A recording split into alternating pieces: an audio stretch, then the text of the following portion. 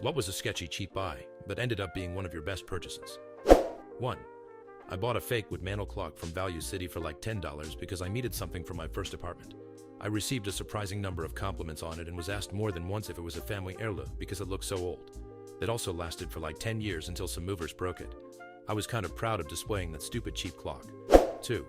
One of those square, window-sized box fans. Technically wasn't a purchase. I found it outside the dumpster of my junior year college apartment back in 2008.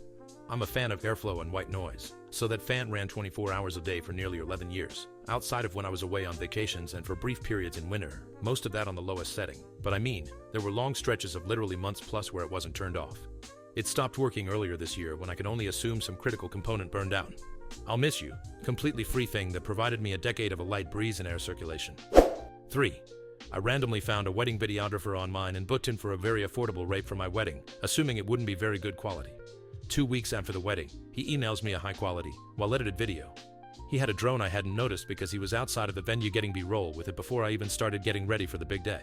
I was floored, and now I recommend him to everyone who ever plans to get married ever. 4. Went to a garage sale. Little girl was in charge. She's like 12. I don't know anything about turntables, but she has a set on a table. I asked how much. She tells me $20.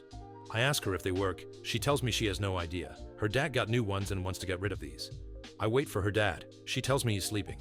She says, "Dude, just take them." I'm like, "No, $20 can't be right. Maybe $200? She looks at me like I'm stupid.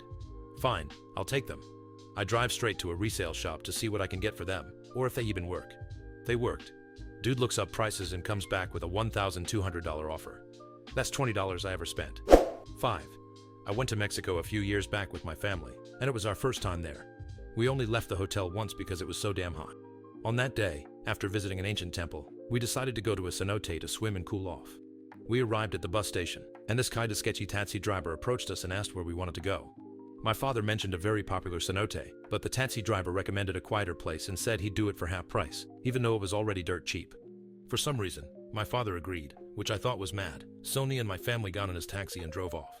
We were riding down the freeway when he starts indicating left. I see no road where he's indicating. We turn off onto a dirt track and into the jungle. For about 10 minutes, we're getting deeper and deeper into the jungle until we reach a house. My father is told to get out and pay at this small shack, and the rest of us aren't allowed out of the car. 5 minutes pass, and by this time, we were freaking out in the car. I didn't really feel like getting taken or anything, but my father returns, and we continue into the jungle. Soon we reach a clearing with a few people drinking around the table and a couple in swimsuits. Now I'm a bit more relaxed because there are other customers there. After getting changed, we have a short walk to this beautiful, crystal clear cenote with overhangs and plants hanging down. It was amazing. We got out and thought, money well spent.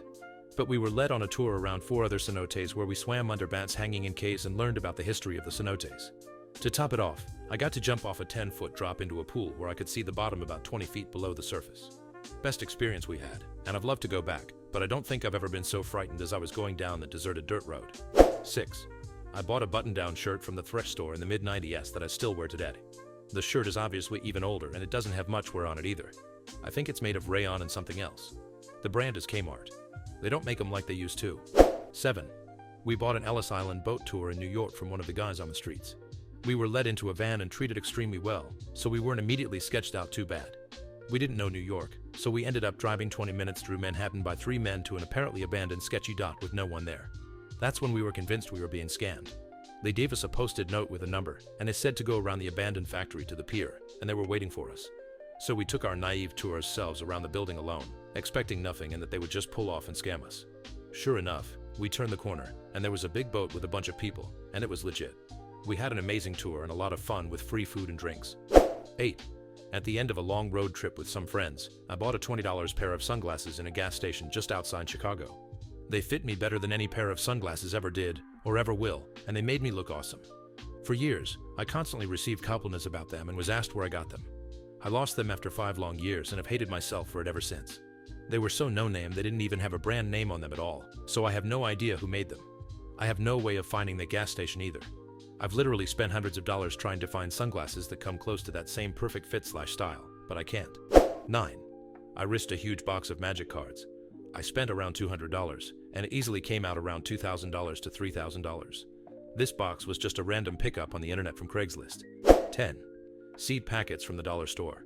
While in college, my boyfriend and I were broke. Really broke. But I still wanted to do something to celebrate spring. We were getting a few cheap things at the dollar store when I noticed they were selling these seed packets from a big old bin that you had to dig through. 4 for $1. No tax. I immediately begged to buy one despite our strict budget. Boyfriend was incredulous I'd want to buy Sketchy seeds, but dutifully handed me a quarter. I ended up picking out tomatoes. Well, we got home, and I carefully placed about 3 seeds in washed out cans. I watered them and watched them sprout. I love tending to my little garden. I ended up with 3 beautiful, huge tomato plants. It was a bumper crop. More than we could eat. I sold the extra produce to my classmates and made my $25. Good seeds.